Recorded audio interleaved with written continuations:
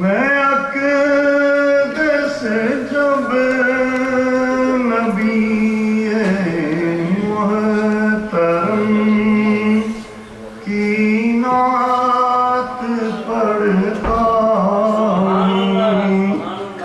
معاصی یاد آتے ہیں خطائیں یاد آتی ہیں وہ صحرا کے نظارے ہو ہوائیں یاد آتی ہیں مدینہ کی امن باتی فضائیں یاد آتی ہیں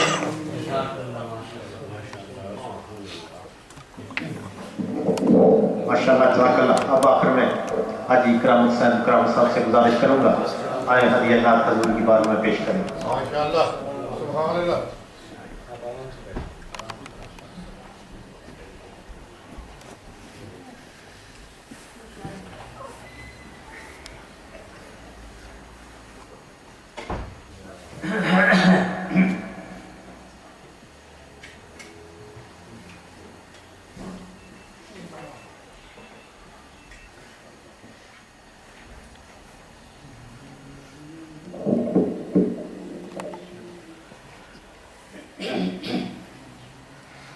صلی اللہ علیہ یا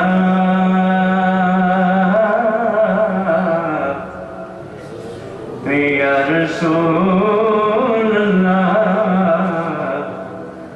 وسلم علیہ یا حبیب اللہ. سب سے پہلے میں اپنے پیر و مرشد کی شان میں دو چار اشعار منقبت کے پیش کروں.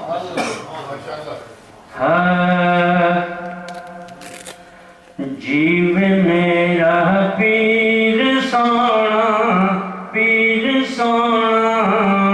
مکھڑا نورانی نیریاں والے پیر دی یارو دنیا دیوانی جیو میرا پیر سونا مکھڑا نورانی نیریاں والے پیر دی یارو دنیا دیوانی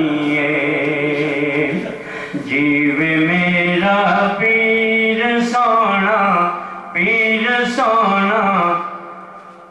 غزنوی لنگر تے یارو دنیا پل دیئے او جیو میرا پیر سونا مکھڑا نورانی نیریاں والے پیر دی یارو دنیا دیوانی جیو میرا پیر سونا بابا کرم کما گئے نے اپنے شہزادے نوں شیخ العالم بنا گئے نے اپنے شہزادے نوں شیخ العالم بنا گئے نے جیو میرا پیر سونا مکھڑا نورانی نیریاں والے پیر دی یارو اے دنیا دیوانی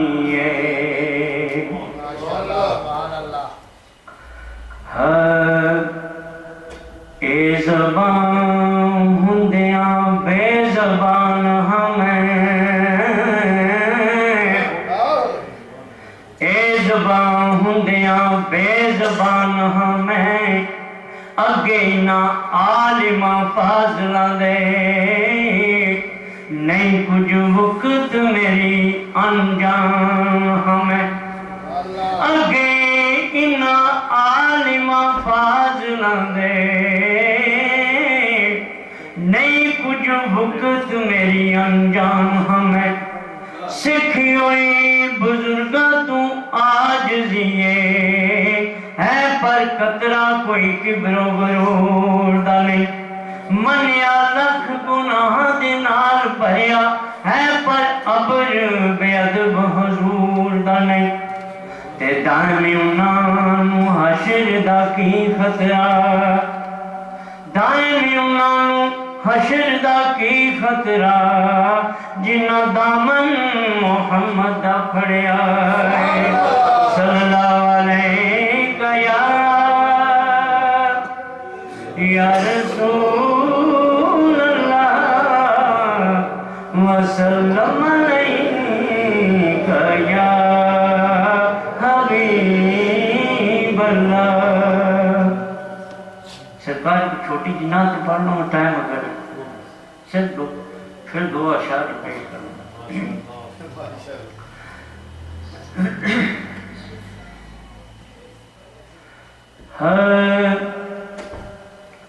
ایتی بشر تے نور دے پہ جگڑے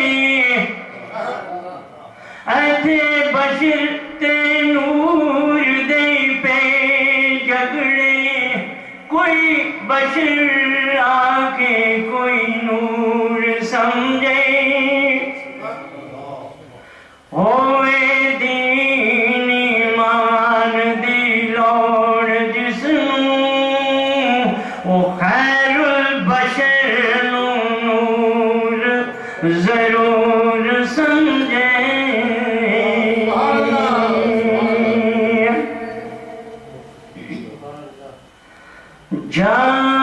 جاءکم من اللہ نور آیا نور حق نونا بے شعور سمجھے وہ برق نور نو جیڑا نا نور جانے اپنے عقل دے وچ فطور سمجھے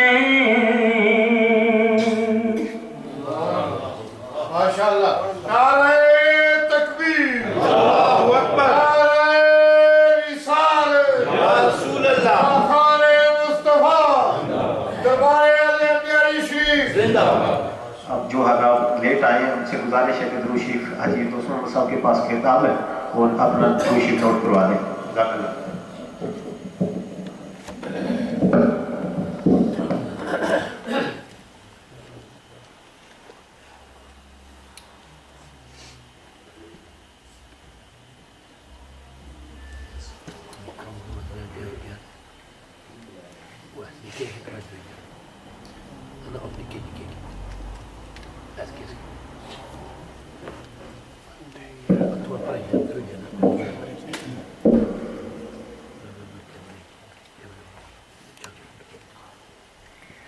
الحمد للہ رب العالمین والصلاة والسلام علی محمد وعلى آلہ وصحبہ اجمعین.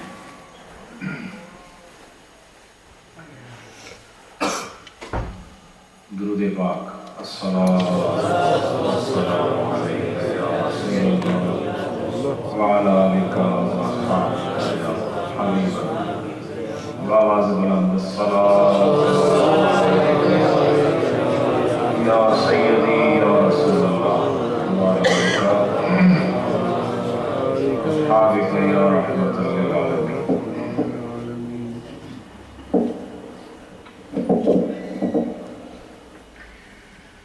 حاضرین محترم، درس فقہ اور اس میں نوافل کا بیان اپنی منزل کی جانب रवां दवां है और आप लोगों के लिए और मेरे लिए जुमेरात की मजलिस सीखने और सिखाने की मजलिस होती है।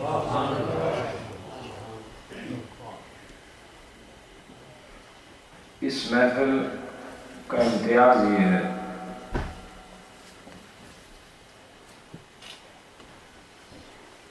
कि बाकी महफिलों से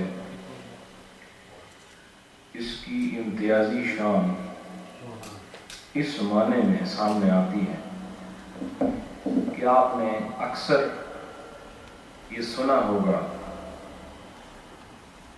कि तरीक़त बिला शरीयत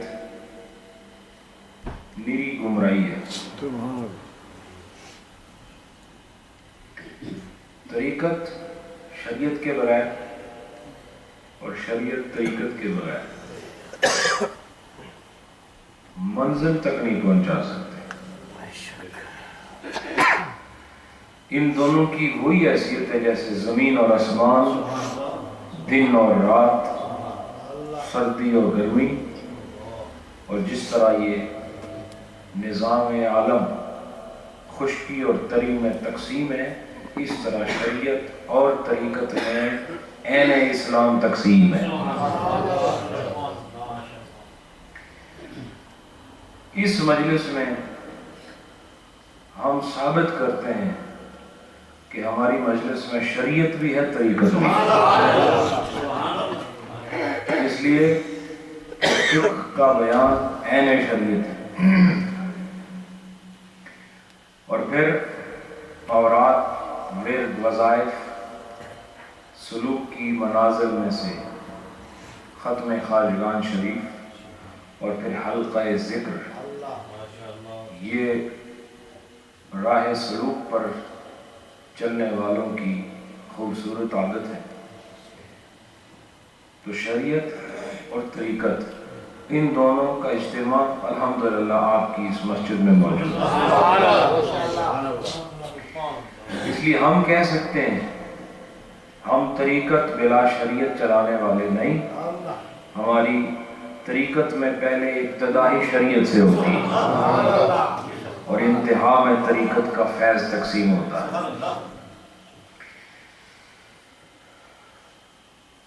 मसाइल फ़िक़्ह, इनमें नवाफिल का बयान चल रहा था। अब चंद मसाइल आप मज़ीद समाअत फरमाएं।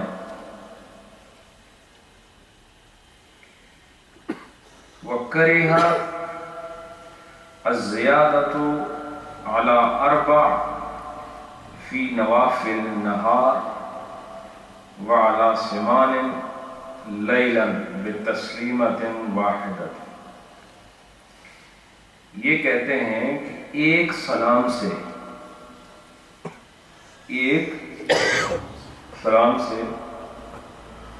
दिन में 4 से ज़्यादा नवाफिल और रात में 8 रकात से ज़्यादा नवाफिल, ये मकरूह है एक सलाम से। आज आपको मैं ये भी एक नई बात बता दूं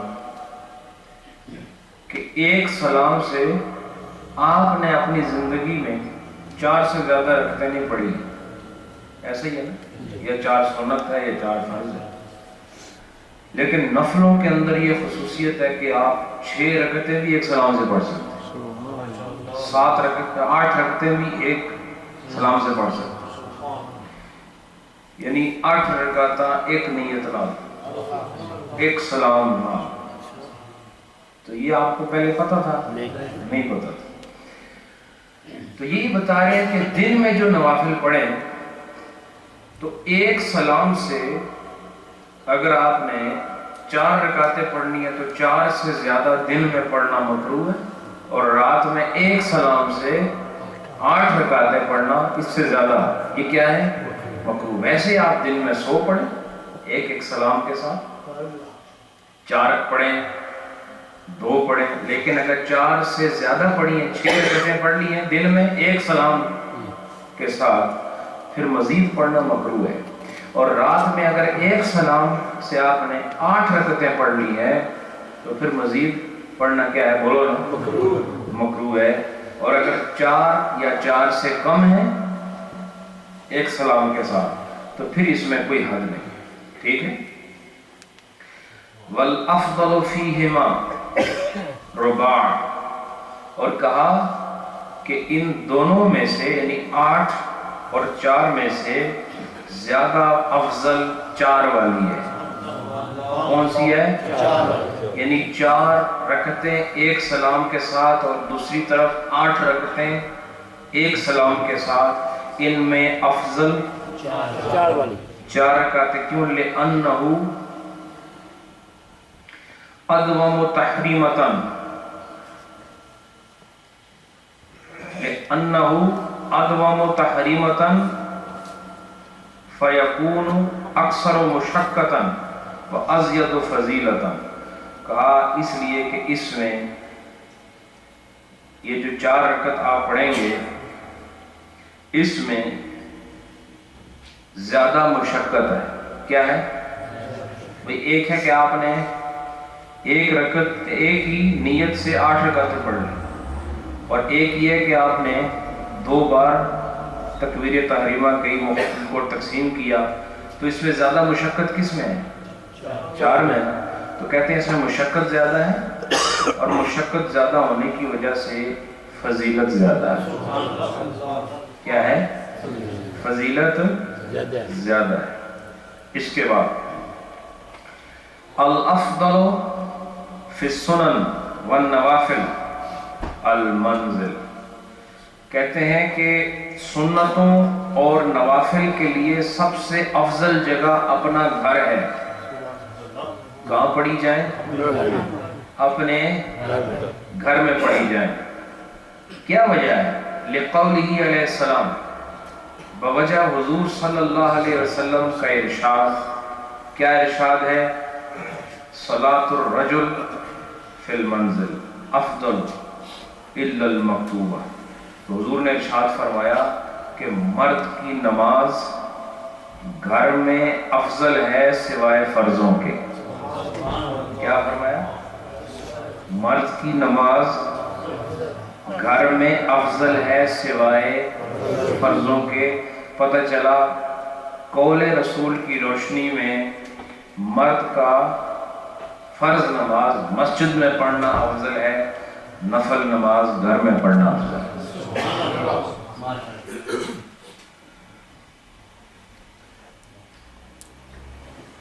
ثم باب المسجد، ثم باب المسجد ان کان الامام یصلی فی المسجد، اگر امام مسجد کے اندر نماز پڑھ رہا ہے۔ کیا؟ امام اگر مسجد کے اندر نماز پڑھ رہا ہے اور آپ نے نفل پڑھنے ہیں یا سنت پڑھنے ہیں تو آپ نے مسجد کے اندر نہیں پڑھنے بلکہ مسجد کے دروازے پہ پڑھنے ہیں۔ بات سمجھ آئی کہ نہیں؟ اگر نماز ہو رہی ہے اور آپ کو شوق چڑھا سنت پڑھنے کا یا نفل پڑھنے کا تو فرمایا ثم باب المسجد، مسجد کے دروازے پر آپ نے ادا کرنے، اندر نہیں پڑھنے، یعنی اس کے بار بار۔ ثم المسجد الخارج ان کان الامام امام فی الداخل، اور اگر امام مسجد کے اندر والے حصے میں نماز پڑھا رہا ہے اور آپ کو نفل اور سنت پڑھنے ہیں تو آپ نے مسجد کے باہر والے حصے میں سنت یا نفل پڑھنے ہیں۔ یہ کس صورت میں؟ جب امام نماز پڑھا رہا ہو۔ یہ مسئلہ کب ہے؟ جب امام نماز پڑھا رہا ہو۔ اور اس کے بعد فرمایا والداخل ان کان فی الخارج، اور اگر امام کسی وجہ سے باہر نماز پڑھا رہے ہیں تو آپ نے اندر آ کے سنت پڑھا، اندر والی حصے مسجد کے۔ سمجھ آئی کہ نہیں؟ وَإِن كَانَ الْمَسْجِدُ وَاحِدًا، اور اگر اندر باہر مسجد کا ہے نہیں، بس ایک نیری ایک پوری مسجد ہے، بڑی مسجد ہے، اس میں کوئی اندر باہر کا چکر نہیں ہے جیسے یہ ہے، ٹھیک ہے، ایک مسجد ہے نا، تو پھر کیا کرے؟ فرمایا فخلف استوانا، کہا کہ پھر ایسے سامنے کھڑے ہو کے نہ پڑے، بلکہ اس مسجد میں اگر ستون ہے تو اس کے پیچھے کھڑا ہو کے پڑے۔ کیا کرے؟ ستون ہے اس کے پیچھے پڑے۔ وَكَرِهَا خَلْفَ الصُّفُوفِ بِلَا حَائِلٍ، اور صفوں کے پیچھے بھی نماز پڑھنا، اگر صفیں کھڑی ہیں نماز ہو رہی ہے اور ان صفوں کے پیچھے کھڑے ہو کے اپنے نفل اور سنت شروع کر دیے بغیر کسی حائل کے۔ حائل کا مطلب ہوتا ہے کہ صف اور اس کے درمیان کوئی چیز نہ ہو، کوئی ستون، کوئی ڈیسک، کوئی ڈنڈا، کوئی چھوٹی موٹی دیوار، جب تک صفوں کے اور اس کے درمیان نہ ہو تب بھی یہ مکروہ ہے۔ کیا ہے؟ مکروہ ہے۔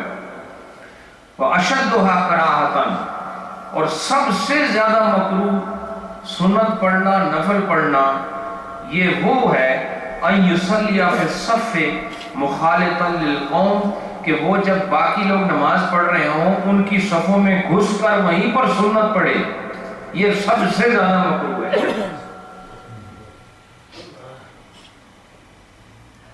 وَهَذَا كُلُّهُ، اور یہ سارے جتنے مسائل بیان ہوئے یہ کب ہے؟ اذا کان الامام فی الصلاۃ، جب امام نماز کے اندر ہو، جب امام نماز کے اندر ہو۔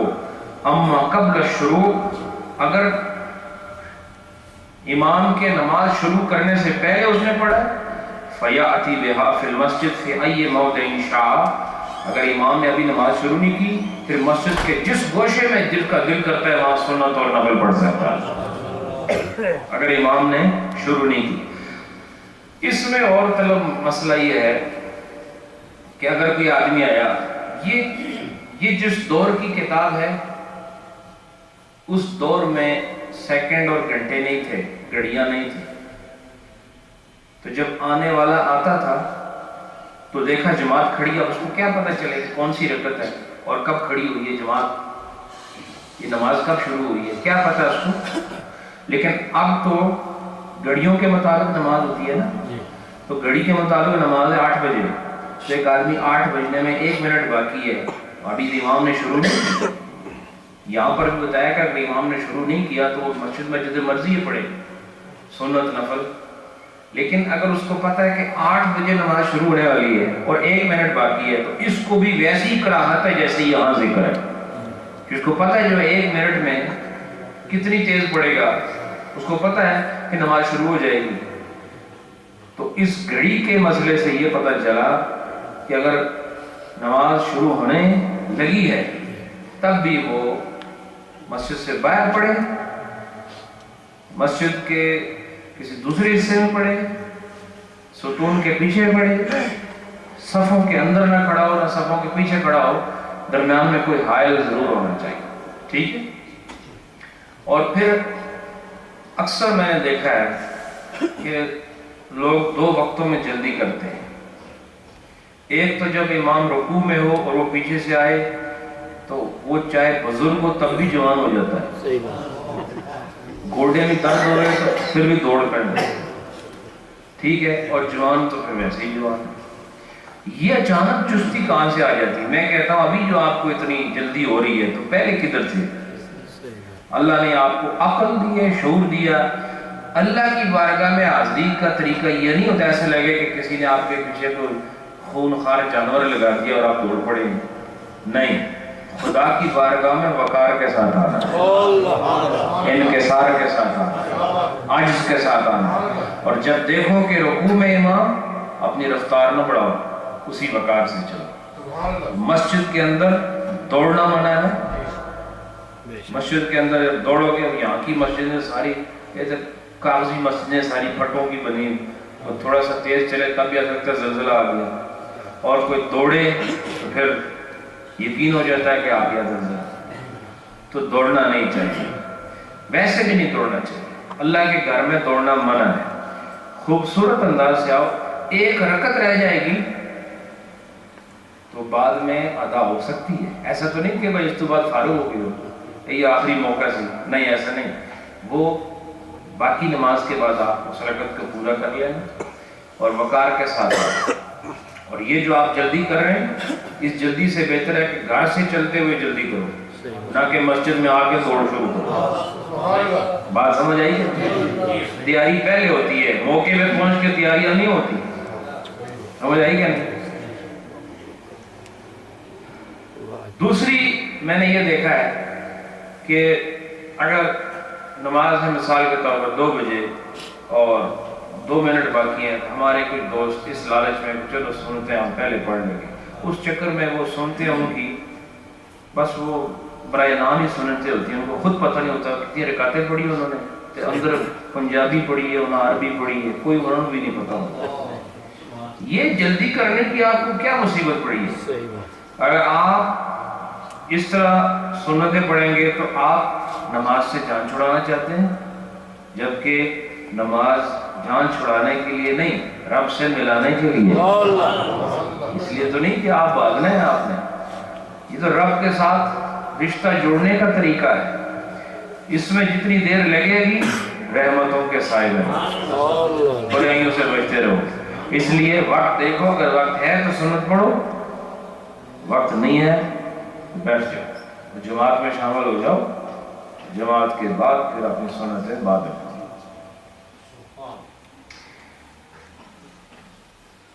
فَأَمَّا السُّنَنُ الَّتِي بَعْدَ الْفَرَائِضِ. اب سے یہ تو وہ سنتیں اور نوافل جن کا ذکر کہا کہ یہ گھر میں پڑھے. اب وہ جو فرض کے بعد بھی کئی دفعہ سنتیں ہوتی ہیں اور نفل ہوتے ہیں، ایسا ہے کہ نہیں؟ جب آپ زور کی نماز پڑھ لیتے ہیں اس کے بعد کوئی سنت ہے؟ نہیں ہے نا؟ زور کے بعد سنت نہیں ہے نا؟ ماشاءاللہ. اچھا، اس کے بعد نفل بھی پڑھتے ہو؟ تو پہلے 4 سنت تو گھر سے پڑھ کر آ گئے، ٹھیک ہے. یہ جو بعد والے ہیں ان کا مسئلہ کیا ہے؟ فرماتے ہیں وَأَمَّا السُّنَنُ، اور وہ جو سنتیں ہیں الَّتِي بَعْدَ الْفَرَائِض، وہ جو فرضوں کے بعد ادا ہوتی ہیں، فَيَأْتِي بِهَا فِي الْمَسْجِدِ، تو ان کو مسجد میں ہی پڑھ لیں. کیا کرے؟ بولو نا سارے، مسجد میں پڑھ لے. فی مکان صلی فیہ فرضہ، اس جگہ پڑھے جہاں اس نے فرض پڑھے ہیں.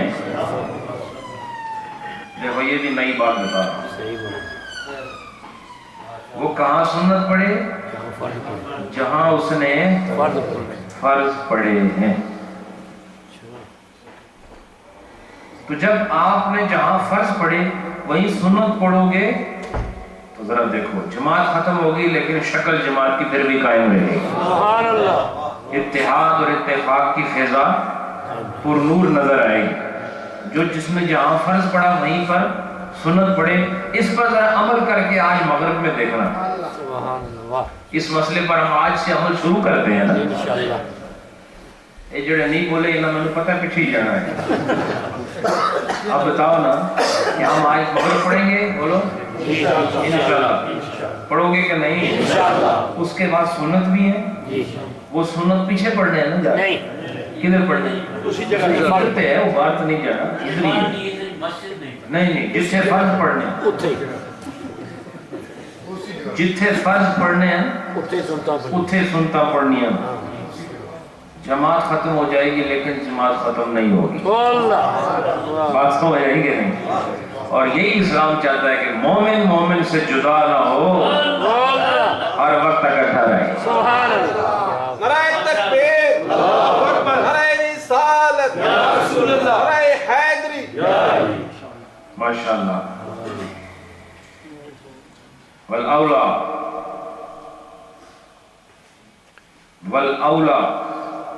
ان یتخطا خطوۃ،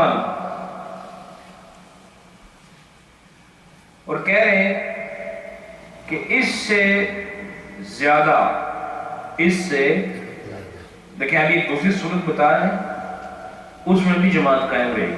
ایک صورت کیا ہے کہ جہاں جماعت آپ نے جماعت سے نماز پڑھی نا فرض کی، وہیں سنت پڑھو وہیں نفل پڑھو.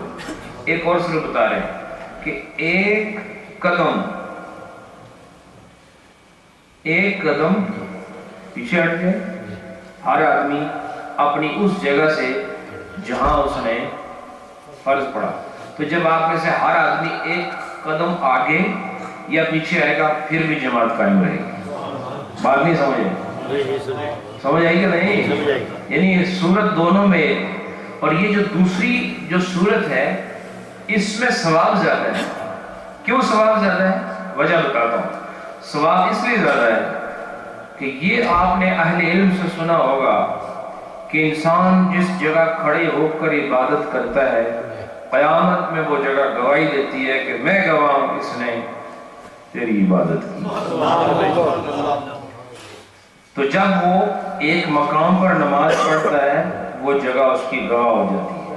پھر ایک قدم ہٹ کے جب پھر پڑھتا ہے پھر وہ دوسری جگہ بھی اس کی گواہ ہو جاتی ہے. سمجھ آئی کہ؟ اور یہ میں پہلے بتا چکا ہوں پچھلے مسائل میں کہ نماز کے لیے اپنی جگہ مقرر کرنا بھی سخت مکروہ ہے. جیسے کہ ہمارے بعض بابوں نے اپنی جگہ الاٹ کی ہوتی مسجد میں کہ ہمارے بچے ادھر جاتے ہی نہیں، یہ فلاں حاجی صاحب کی جگہ ہے، وہ یہ قطعاً ممنوع ہے. اور اس کا سب سے بڑا نقصان اسی بابے کو ہے کہ اس کی گواہ میں صرف وہی کی جگہ ہے. وہ جگہ بھی گواہی دے دے کے پریشان تھک جانی ہے. بار بار یہ بابا ایسی جی پڑھ گیا نماز پھر آ گیا جی وہ دیکھو آ گیا کوئی جگہ. تو جب نئی جگہ پہ آتا ہے تو کہ یہ دیکھو یہ پہلے نہیں آیا آج یہ میرے کو آ گیا. ٹھیک ہے نا؟ جب جگہ تبدیل ہوگی تو گواہیاں بڑھ جائیں گی. ایک آدمی بار بار گواہی دے اس کا مرتبہ زیادہ ہے یا مختلف لوگ ایک کے لیے حق میں گواہی دیں وہ اس کا درجہ زیادہ ہے؟ زیادہ ہے نا. اس لیے جگہ مقرر نہیں ہوگی. جہاں جگہ ملتی ہے آ کے نماز ادا کرو. ٹھیک ہے؟ مسجد کسی بابے کی نہیں ہوتی، نہ کسی پیر صاحب کی ہوتی ہے، نہ کسی خلیفہ صاحب کی، نہ کسی قاری صاحب کی ہوتی ہے، نہ کسی کمیٹی والے کی ہوتی ہے. مسجد اللہ کی ہوتی ہے اور اس پہ ہر مصلی پہ ہر ایک کا حق ہے. سمجھ آئی کہ نہیں بھیا؟ والامام یتأخر عن مکان صلی فی فرض لا محالہ. اور امام کے لیے یہ ضروری ہے کہ وہ اپنی جگہ سے ضروری ہل جل کرے. اس کے لیے کیا ہے کہ وہ اپنی جگہ سے تھوڑا سا دائیں بائیں ہو جائے، یہ ضروری ہے. ٹھیک ہے؟ اس کے بعد فرمایا ایک امام ہے امام حلوانی، وہ کہتے ہیں الافضل افضل یہ ان یؤدی کلہ فی البیت. وہ کہتے ہیں کہ نہیں، یہ امام حلوانی کا قول ہے جتنے نفل سنتے سب گھر میں پڑھو، پہلے ہو یا بعد میں ہو، فرضوں سے پہلے ہو فرضوں سے بعد ہو، سب گھر میں پڑھو. الا تراویح سوائے تراویح کے وہ کہاں پڑھو؟ مسجد میں پڑھو. ومنہم من قال، اور ان میں سے کچھ وہ ہیں جنہوں نے کہا یجعل ذلک احیانا فی البیت، کہا کہ ان میں سے جو نوافل ہیں وہ کبھی کبھی گھر میں پڑھ لیا کرے. کیا کیا کرے؟ گھر میں پڑھ لیا کرے.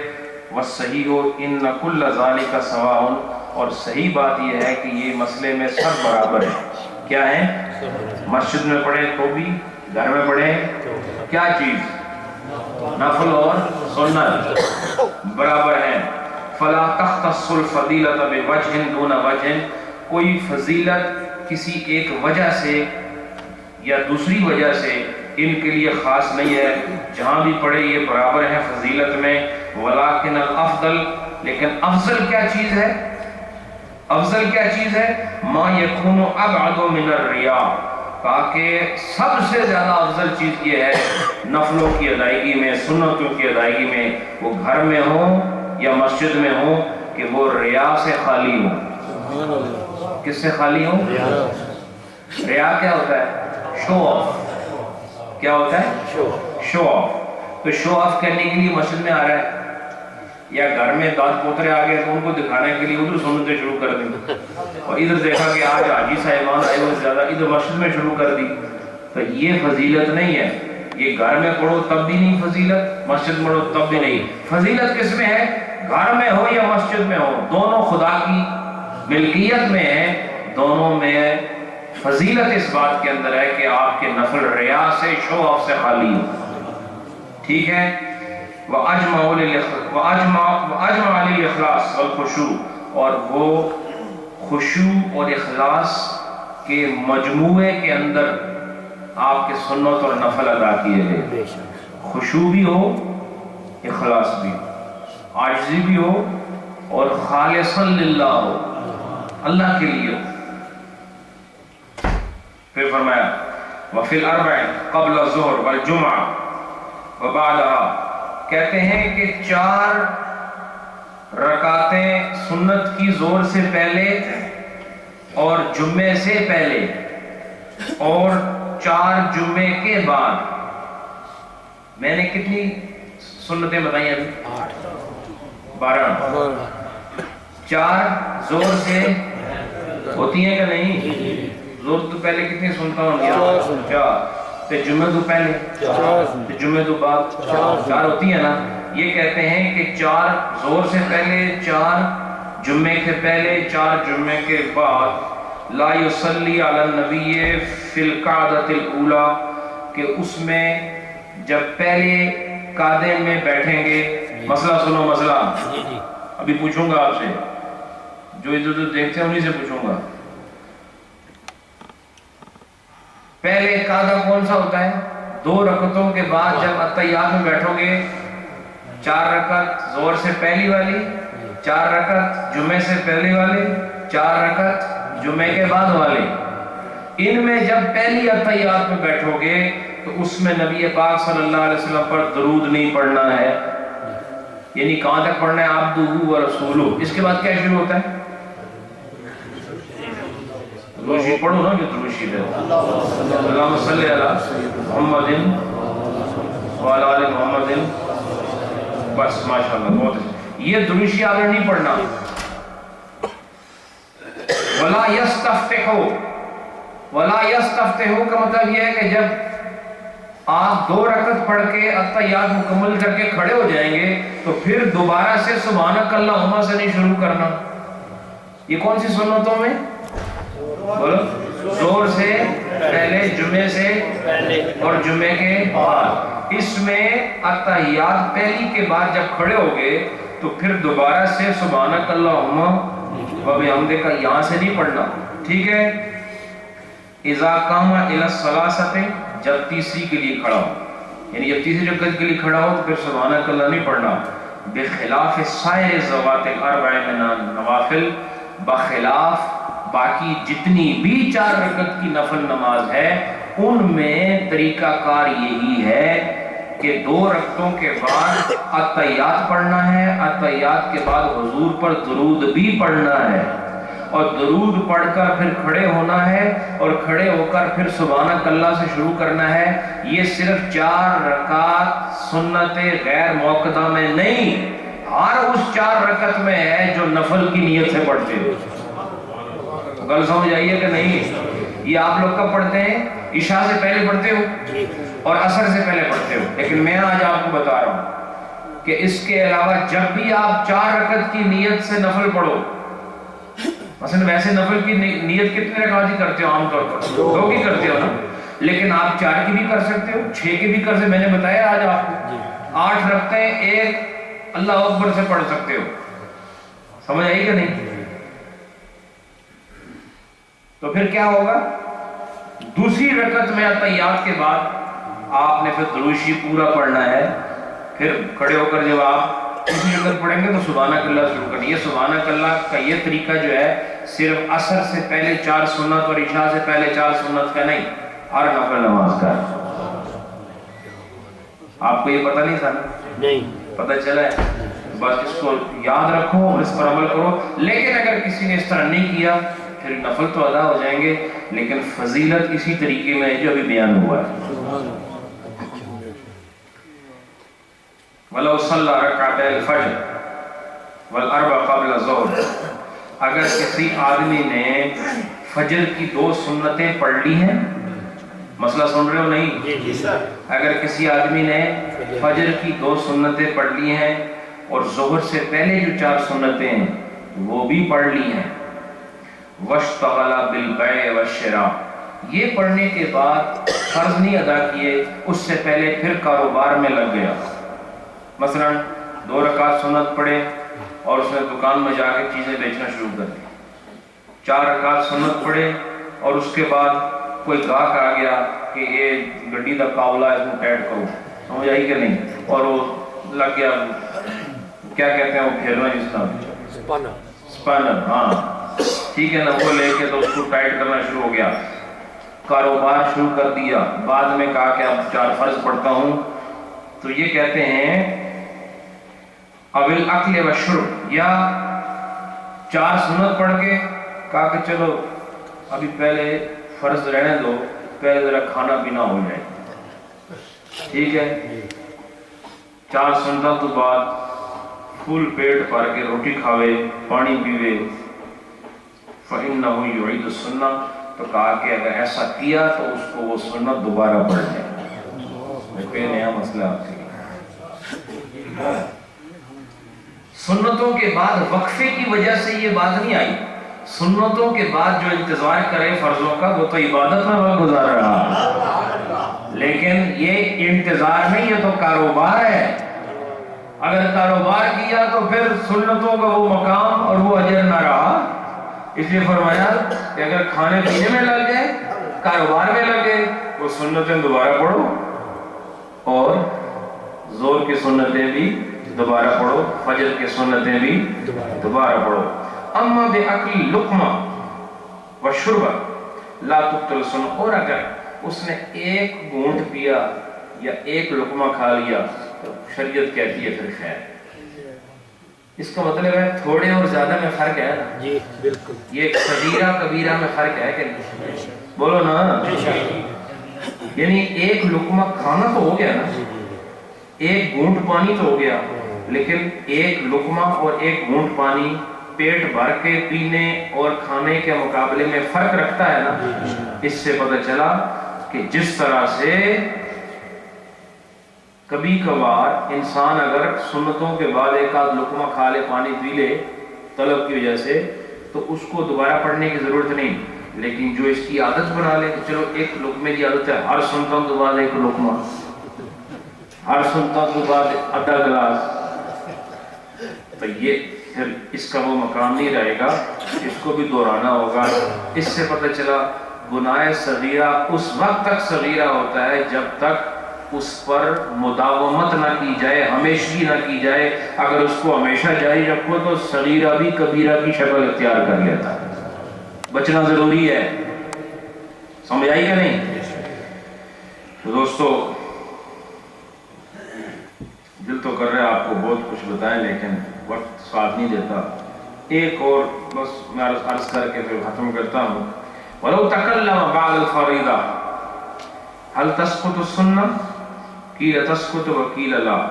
ایک مسئلہ یہ ہے کہ چلو کھایا پیا تو نہیں سنتوں کے بعد، فرضوں سے پہلے، سنتوں کے بعد اور فرضوں سے پہلے کھایا پیا تو نہیں، نہ کاروبار بزنس کیا، لیکن گفتگو شروع کر دی، عام گفتگو شروع کر دی، تو اس میں کیا اس کے سنت ساکت ہو جائیں گے یا نہیں؟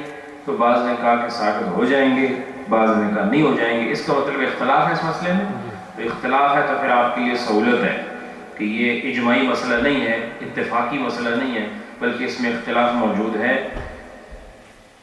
تو پھر کیا مسئلہ کیا نکلا؟ وَلَٰكِنْ ثَوَابُهُ أَنْقَصُ مِنْ ثَوَابِهِ قَبْلَ التَّكَلُّمِ، کہا کہ وہ ثواب جو گفتگو سے پہلے اس کو مل رہا تھا، گفتگو کے بعد اس کو وہ ثواب نہیں ملے گا۔ یعنی سنتوں کے بعد فرضوں کی ادائیگی تک وہ دنیا داری کی بات نہ کرے، اللہ اور اس کے رسول کا ذکر کرتا ہے۔ اگر اس نے کوئی کلام کیا تو اس کلام سے اس کے ثواب میں کمی آ جائے گی، اور اگر اس نے کلام نہیں کیا تو اس کو پورا ثواب عطا کیا جائے گا۔ یہ نوافل کا بیان ہے۔ ابھی اس میں کافی بہت تقریباً 2-3 مجالس اور چاہیے اس چیپٹر کو ختم کرنے کے لیے، اور انشاءاللہ اب یہ رمضان شریف کے بعد ہی ہوگا۔ آج کی جو ہماری مجلس ہے یہ اب رمضان شریف میں چونکہ مصروفیات ہوتی ہیں، آپ لوگ بھی دور دراز سے تشریف لاتے ہیں، اس لیے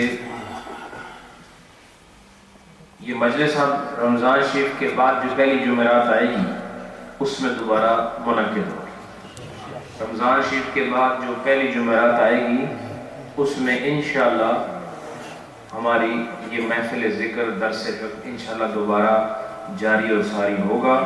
آپ احباب نے اس چیز کو یاد رکھنا ہے، اور یہ جو اللہ اور اس کے رسول کے ذکر کی مجلس سجی ہے اس کی سجاوٹ میں کمی نہیں آنے دینی، اور ان رونقوں کو کم نہیں ہونے دینا بلکہ ان کو اور بڑھانا ہے۔ یہ فیضان کا سلسلہ جو نیزمی شریف کی چوٹی سے چلا ہے، ہم نے اسے روکنا نہیں ہے، اسے چار گانگے عالم میں پھیلاتے جانا ہے۔ اور آپ مخصوص اور چنیدہ لوگ ہیں جن کو اللہ تعالیٰ نے یہ خیرات عطا فرمائی۔ دوسری چیز یہ ایک تو یہ اعلان ہو گیا، دوسری بات یہ کہ ٹائم ٹیبلز بھی ہمارے ڈاکٹر امجد صاحب لے کر آ گئے ہیں، جاتے ہوئے جو لوگ یہاں کے مقامی لوگ ہیں وہ لے جائیں۔ اور تیسری بات، رمضان المبارک کا پاکیزہ مہینہ، اس کی آمد ہے، اور آپ کو پتہ ہے کہ محی الدین ٹرسٹ جو اس وقت دنیا میں کارہائے نمایاں کے اعتبار سے ایک منفرد ٹرسٹ ہے، اس لیے کہ اس کو چلانے والی شخصیت منفرد ہے۔ حضرت صاحب کے عالم نے شب و روز کی محنت، دن رات کے سکون کو اور اطمینان کو اور اپنی راحت کو ختم کر کے اللہ اور اس کے رسول کے دین کی عظمت کے لیے جس طرح زمین کے چپے چپے پر قوم اور ملت کی اخلاقی اور دینی اور علمی تعمیر کے لیے مراکز قائم کیے ہیں، وہ آپ کے تعاون کے منتظر ہیں۔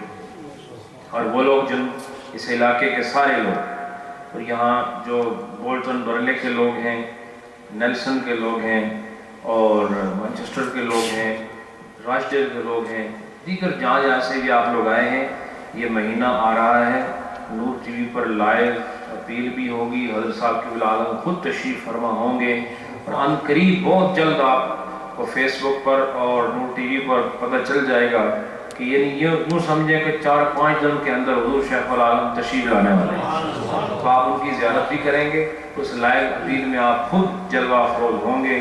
آپ سب نے جو اس